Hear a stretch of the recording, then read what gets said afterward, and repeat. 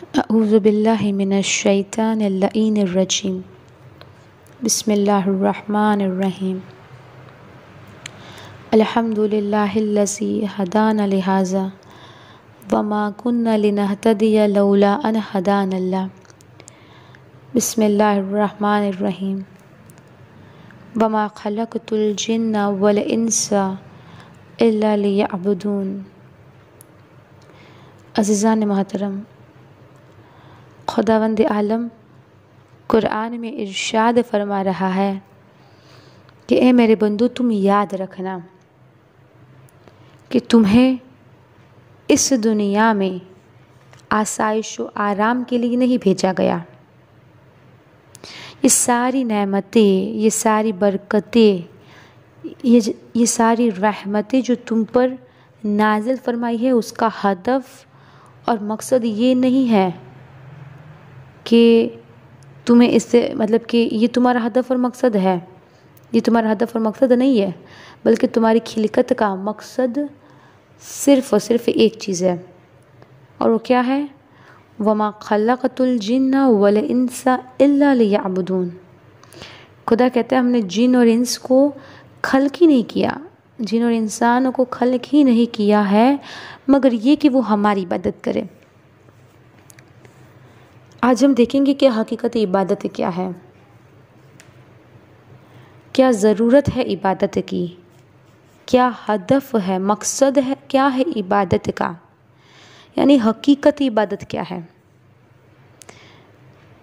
حقیقت عبادت یعنی انسان کے روئے کھڑے ہو جاتے ہیں اگر حقیقت عبادت سمجھ جائے۔ حضرت چھٹے امام ارشاد فرماتے ہیں کہ العبودیت جوہرۃ قل ہو الربوبیہ، کہ حقیقت عبادت یہ ہے کہ خود عبادت ایک ایسا جوہر ہے کہ جس کے تہ میں ربوبیت مل جاتی ہے، یعنی وہ عبادت جو خدا تک پہنچا ہی نہ سکے وہ عبادت ہے ہی نہیں۔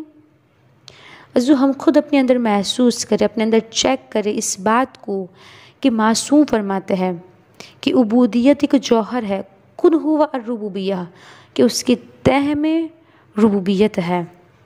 تو یہ خدا نے اپنے رسول کو عزیزو رسول بھی کہا، حبیب کہا، طٰہٰ، یاسین، مزمل، مدثر سب کہا، والشمس وضحاہا والقمر اذا تلاہا، یعنی ساری آیتیں اٹھا کے اب دیکھ لے کہ جو خدا نے رسول کے لیے بیان فرمائی ہے، اس کے باوجود بھی جب اپنے بندے کو یعنی رسول کو جب معراج عطا کی، اپنے حبیب کو جب معراج عطا کیا تو یہ نہیں کہا کہ سبحان الذی اسریٰ برسولہ بحبیبہ، نہیں، بلکہ کیا کہا؟ سبحان الذی اسریٰ بعبدہ لیلا من المسجد الحرام، اس لیے کہ خدا جانتا ہے کہ یہ معراج، یہ بلندی، یہ قربت الہی، یہ دو کمان کا فاصلہ انسان طے ہی نہیں کر سکتا کہ جب تک وہ حقیقت عبادت سے آشنا نہ ہو جائے۔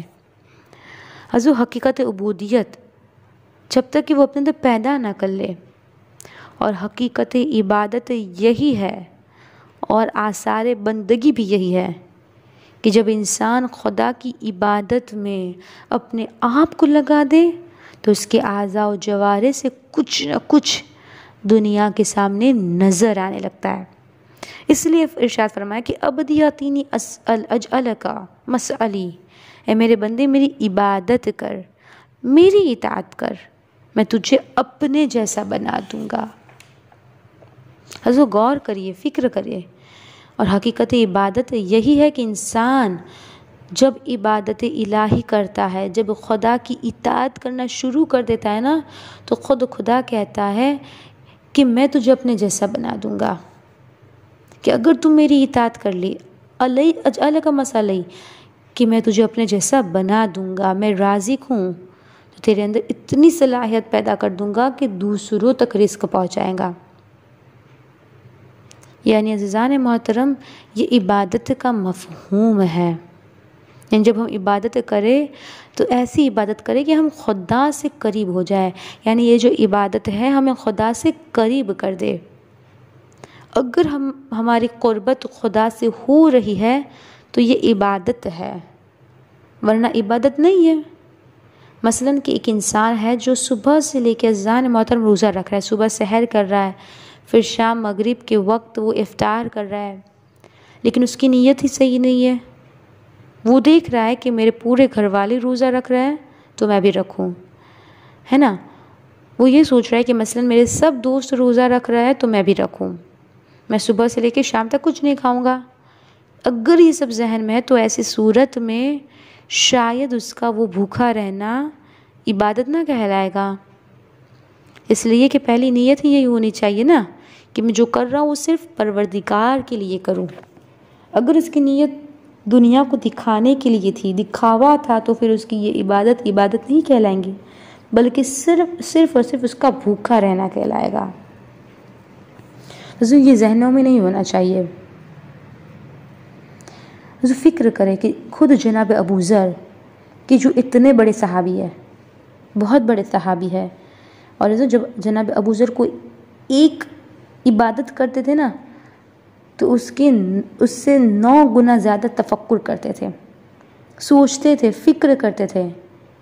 اور آقا باقر الصدر جو سرزمین عراق کے بہت بڑے عالم دین، اور انہیں شہادت بھی نصیب ہوئی۔ جب ان سے پوچھا گیا کہ آپ باقر الصدر کیسے بنے، آپ اتنے بڑے عالم کیسے بن گئے، تو انہوں نے کیا کہا کہ ایک وجہ ہے کہ جب میں 10% مطالعہ کرتا تھا تو 90% بیٹھ کر میں فکر کیا کرتا تھا، تفکر کرتا تھا، سوچتا تھا۔ تو یہ فکر، یہ سوچ، یہ تفکر، یہ تعمیر شخصیت کے لیے بہت ضروری ہے۔ ہر لمحہ بیٹھ کے سوچے، اور اس لیے قرآن مجید بھی بار بار یہ کہہ رہا ہے کہ لعلکم تتفکرون، لعلکم یتفکرون، لعلکم یعقلون۔ کیوں؟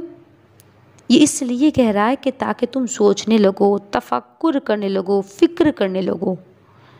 یعنی جو عبادت ہے ہی اس چیز کا نام، یعنی عبادت اس سے ہی کہتا ہے، حقیقت عبادت اس سے ہی کہا جاتا ہے کہ جب ہم عبادت کریں تو ہمارے اندر اثرات نظر آئے اس عبادت کے۔ یعنی جب ہم عبادت کریں تو ہم 90% سوچیں، اس پہ تفکر کریں۔ اگر ہم پہاڑ کو دیکھیں، خدا یہی تو کہہ رہا ہے کہ تم میری نعمتوں کو دیکھو تو تفکر کرو، غور و فکر کرو، تم سوچو۔ پہاڑ کو دیکھو تو فکر کرو، اگر کوئی میری مخلوق کو دیکھو، اونٹ کو دیکھو تو فکر کرو کہ یہ ایسا کیوں، اس کی خلقت خدا نے ایسی کیوں کی ہے۔